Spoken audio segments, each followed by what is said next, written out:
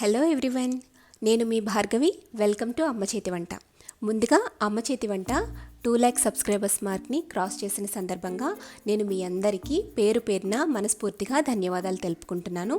So ఈ సందర్భంగా మీ అందరి కోసం ఒకసారి లైవ్లోకి త్వరలో రాబోతున్నాను.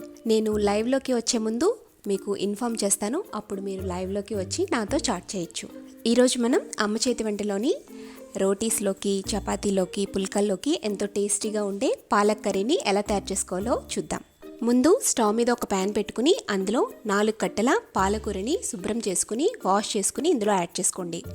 కట్ చేసుకుని కూడా ముక్కల్ని యాడ్ చేసుకోవచ్చు, నేను డైరెక్ట్గా యాడ్ చేసేస్తున్నాను.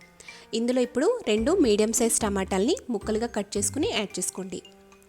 ఇందులోనే మనకి కారానికి తగినట్టు 5 లేదా 6 పచ్చిమిర్చిని కట్ చేసుకుని యాడ్ చేసుకుని మూత పెట్టి ఒక 5 నిమిషాల పాటు లో ఫ్లేమ్లో కుక్ చేయండి. ఆకు కొంచెం మగ్గిన తర్వాత స్పూన్తో ఈ విధంగా మిక్స్ చేసుకోండి. తిరిగి మూత పెట్టి మరొక 5 నిమిషాల పాటు మగ్గిస్తే కొంచెం మగ్గుతుంది కదా, అప్పుడు స్పూన్తో మ్యాష్ చేసుకోండి. ఇలా మ్యాష్ చేసుకుని మూత పెట్టి మరొక 5 నిమిషాల పాటు మగ్గించండి.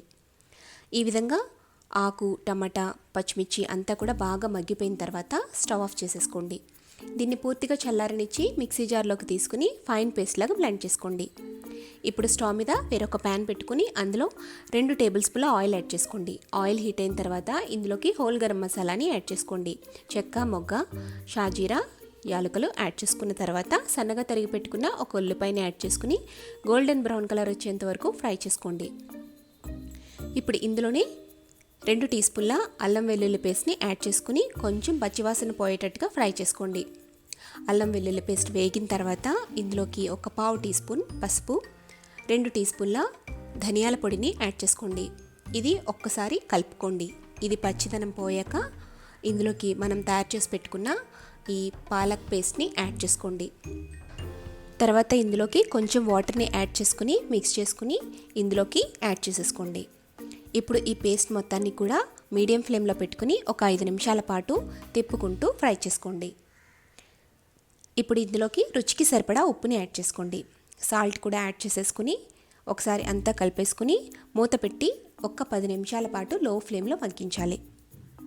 ఇలా మగ్గిస్తే మనకి 10 మినిట్స్ తర్వాత కొంచెం ఆయిల్ పైకి తేలుతుంది. ఆ తర్వాత స్టవ్ ఆఫ్ చేసేసుకుని సర్వింగ్ బౌల్లోకి తీసుకుని సర్వ్ చేసుకోండి. అంతేనండి, చాలా సింపుల్గా మనం ఈ పాలక్ కర్రీని తయారు చేసేసుకోవచ్చు. ఈ పాలక్ కర్రీతో చపాతీలు, రోటీలు, అలాగే పుల్కాలు ఏది తీసుకున్నా చాలా టేస్టీగా ఉంటుంది. మీరు కూడా ఈ రెసిపీని ఇంట్లో ట్రై చేసి మీ ఫీడ్బ్యాక్ని నాకు కామెంట్ చేయండి. అలాగే ఈ వీడియో నచ్చితే లైక్ చేసి, సబ్స్క్రైబ్ చేసి, షేర్ చేయడం మర్చిపోకండి.